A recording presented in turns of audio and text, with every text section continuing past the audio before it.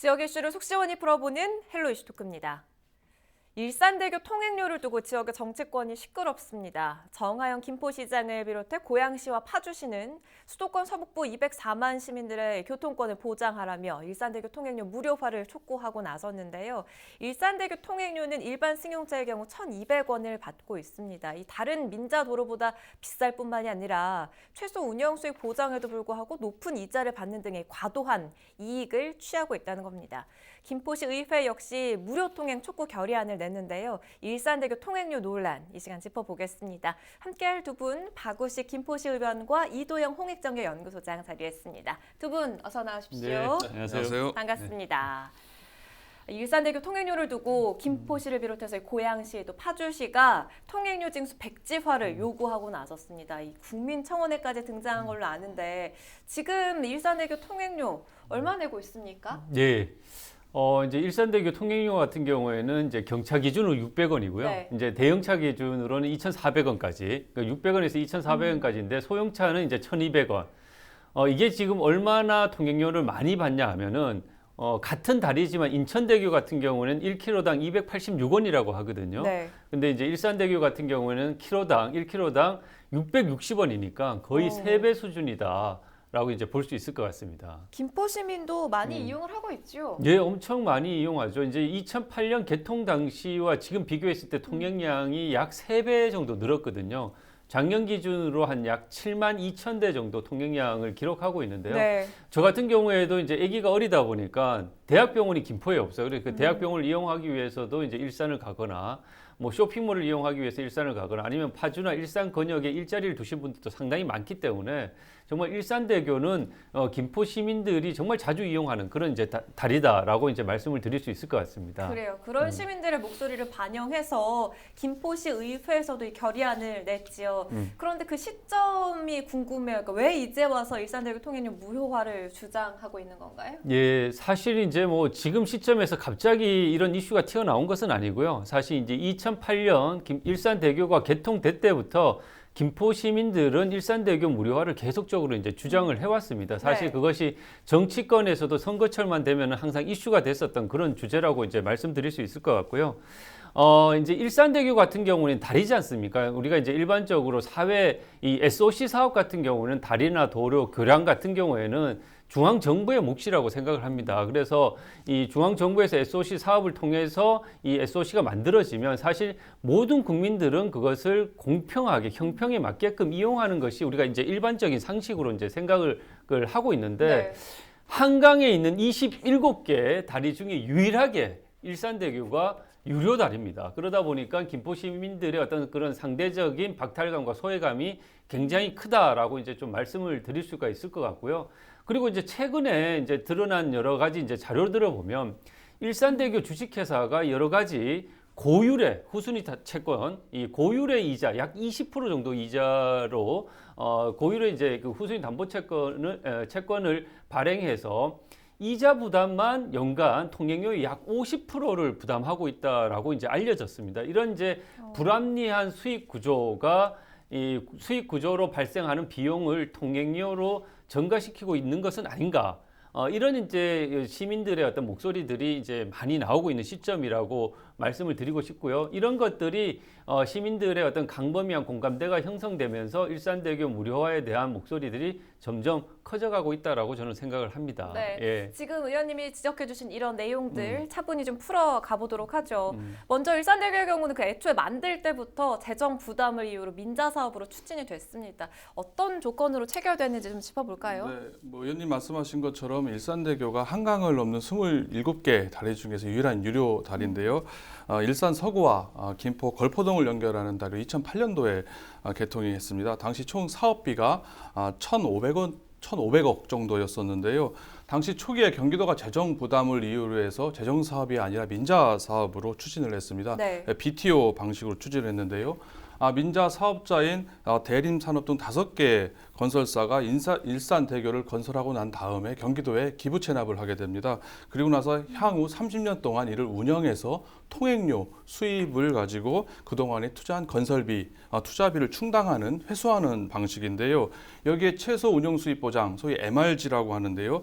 추정 통행량을 바탕으로 해서 예상 수입액에 미치지 못하는 경우에 경기도가 재정 지원을 하는 조건으로 진행을 한 겁니다. 물론 처음에는 추정 사용료 수입액의 88% 미달분에 대해서만 경기도가 재정 지원을 하기로 했었는데요. 네.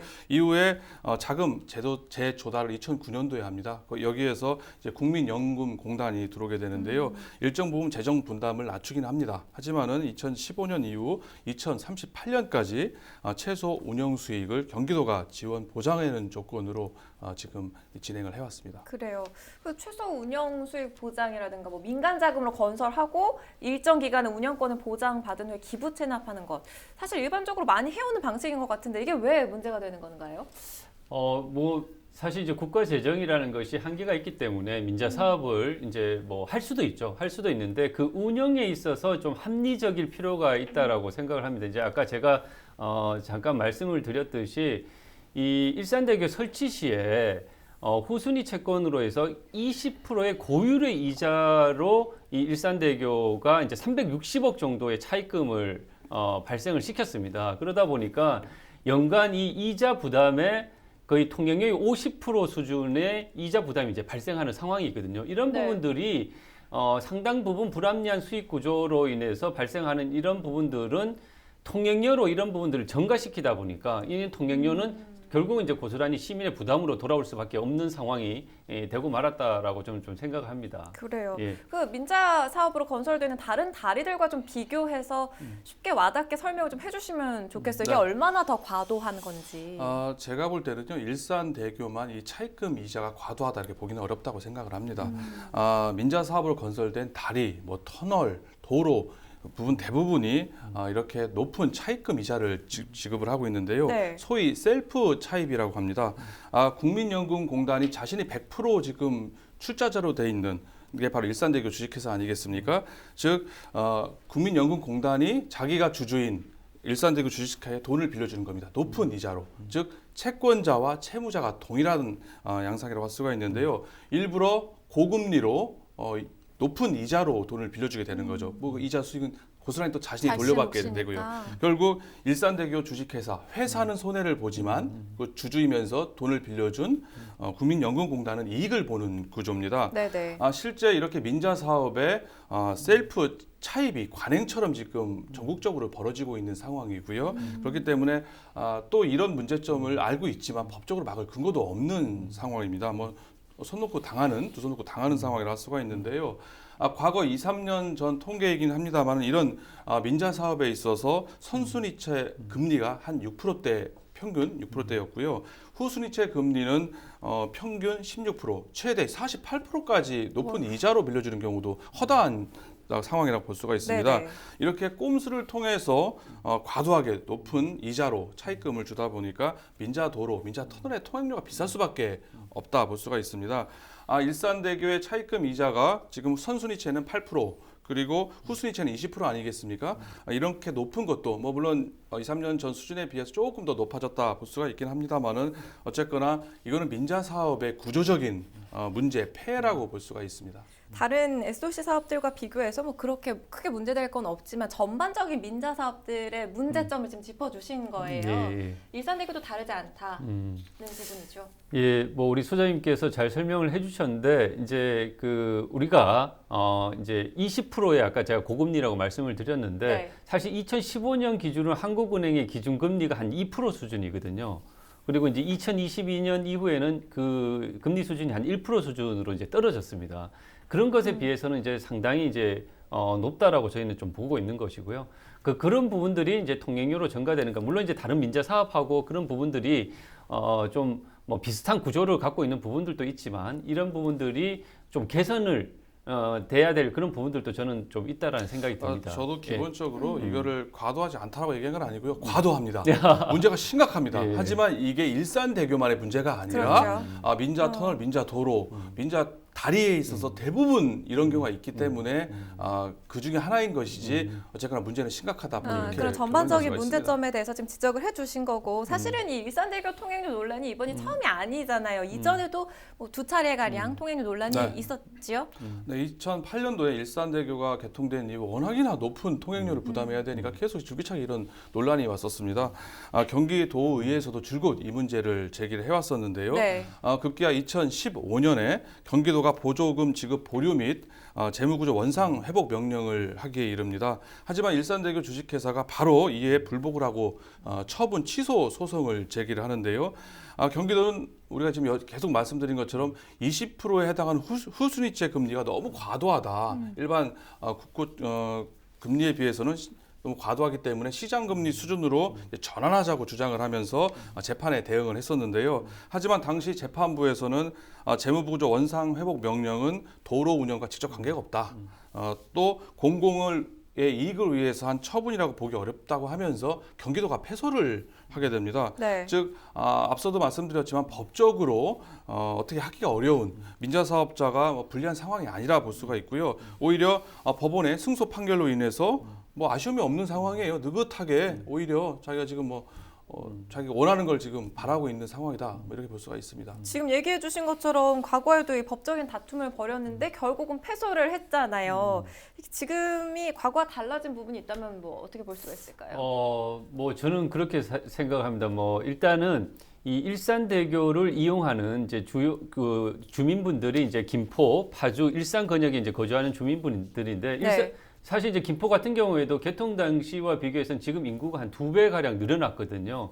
그래서 이 다리를 주로 이용하는 주민분들이 약 200만 명 정도 되십니다. 네. 그러니까 무슨 제 얘기를 하고 싶냐 하면은 이렇게 이제 많은 분들이 이용하는 다리로 일산대교가 변모했기 때문에 이 일산대교의 과도한 통행료에 대한 주민들의 어떤 인식들이 굉장히 과거와는 또 달라진 측면들이 저는 좀 있다고 생각합니다. 네. 최근에 이 일산대교를 관리하는 이 경기도에서도 이재명 지사님께서도 이런 일산대교의 좀 불합리한 부분들은 어떤 합리적 대책을 강구해서 개선이 돼야 된다는 말씀을 하셨거든요. 그래서 이제 김포시장님이나 뭐 파주시장, 일산시장님도 모여가지고 이런 부분들에 대해서 개선을 요구하는 그런 이제 성명서도 발표하는 상황이고 200만 어떤 이 경기 서북부권의 주민분들도 이런 공감대가 많이 형성되어 있기 때문에 이런 부분들이 과거와 저는 확연히 달라진 부분들이다. 저는 좀 이렇게 생각을 합니다. 맞아요. 예, 이재명 경기도지사도 이 통행료 조정에 대한 이야기를 언급하기도 했어요. 근데 이 최소 수익 보장이나 뭐 이자율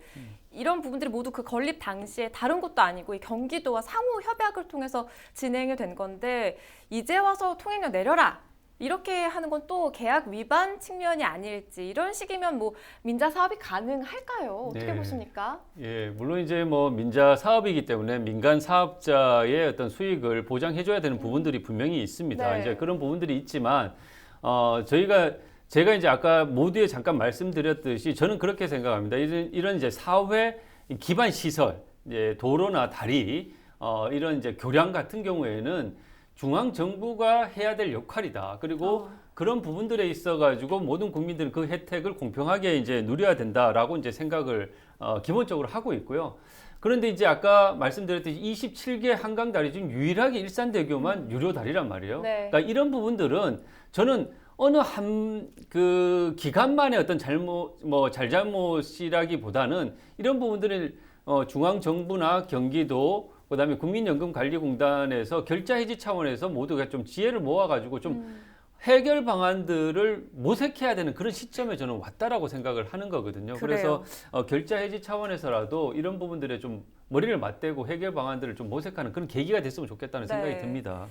앞서도 짚어봤지만 이렇게 도로나 다리 등 민자로 진행된 사업들 가운데서 정말 이 과도한 폭리에 대한 논란이 계속 있어 왔죠. 이게 왜 이렇게 논란이 끊이지 않는 건지 그 원인을 한번 짚어보죠.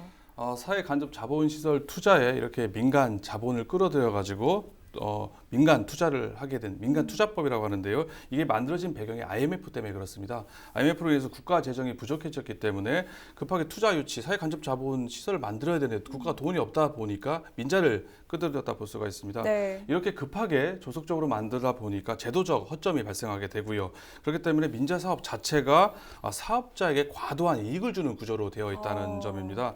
즉 민간이 사업에 위험 부담을 떠안는 대신에 높은 수수료를 통행료를 자기가 책정할 수 있는 이런 구조가 된 겁니다. 네, 일단은 당근을 줘야 사업에 진입을 하게 그렇죠. 될 테니. 위험 부담을 이제 줄여주기 위해서 고수익은 보장해 주고요. 위험 부담은 최소 운영 수익 보장 MRG라는 형식을 통해서 커버를 해주고 있다 볼 수가 있는 겁니다. 네. 그렇기 때문에 이제 돈 먹는 하마라는 오명이 생기게 된 거고요. 과도한 통행료 논란이 끊이지 않고 있는 겁니다. 실제로 MRG의 근거가 되는 통행량 수요 예측 평균 오차율이요. 무려 40%가 됩니다. 잘 안 맞아요. 통행량하고 당초와 실제 통행량이 거의 맞지 않는 바로 이런 문제점도 바로 이러한 구조적 배경에 기인한다 볼 수가 있는데요. 네. 결국 통행량이 엄청 부풀려져 있다 이렇게 볼 수가 있습니다. 이 경기도와 국민연금공단이 요금 인하가 아니라 지금 무료화를 촉구하고 나섰습니다. 경기도와 국민연금공단이 언제 협상하게 됩니까? 제가 뭐 최근에 경기도를 통해서 확인한 바에 의하면 아직 이제 실무 협상이 들어간 상황은 아닌 걸로 제가 지금 확인을 했고요. 네. 경기도 이제 우리 서북부권의 이 김포, 고양, 파주의 도의원님들이 직접 이제 국민연금공단을 찾아가셔가지고 이 협상에 빨리 응해라 이런 좀 요구를 하신 것 같아요. 좀 그런 상황인 거고. 경기도 입장에서도 앞으로 이제 실무 협상을 계속 이제 이끌어 나가기 위해서 다각적인 노력을 지금 하고 있다라고 네. 지금 알고 있습니다. 그렇군요. 지금 경차는 600원이고요. 대형차 최대 2,400원까지 요금을 받고 있는데 지금 통행료 인하해라가 아니라 지금 완전히 무료화해라를 주장하고 있어요. 이게 가능한지 그렇다면 어떤 식의 해법이 필요한 상황인 건가요? 사실 이제 뭐 해법은 사실 뭐 경기도가 운영권을 완전히 인수를 해서 무료화를 하면 가장 좋죠.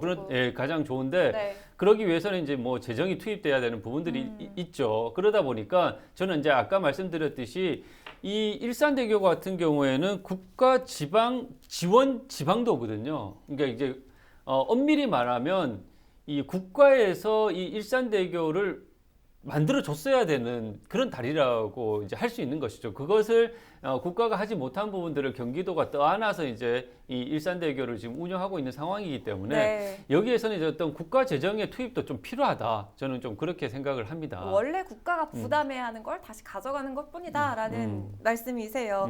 이재명 경기도지사도 뭐 합리적인 대책 강구하겠다고 밝힌 바 있는데 그 합리적인 대책이라는 게 어느 정도 수준을 말하는 걸까요? 이재명 지사가 이제 2월 1일 날에 SNS를 통해서 합리적 대책을 마련하겠다. 너무 일산대교 통행료 수입이 과도하다 이렇게 얘기를 하지 않았습니까? 네. 이에 대한 합리적 대책으로는 뭐 통행료 인하 내지는 지금 앞서 말씀드린 것처럼 무료화가 있을 수 있습니다.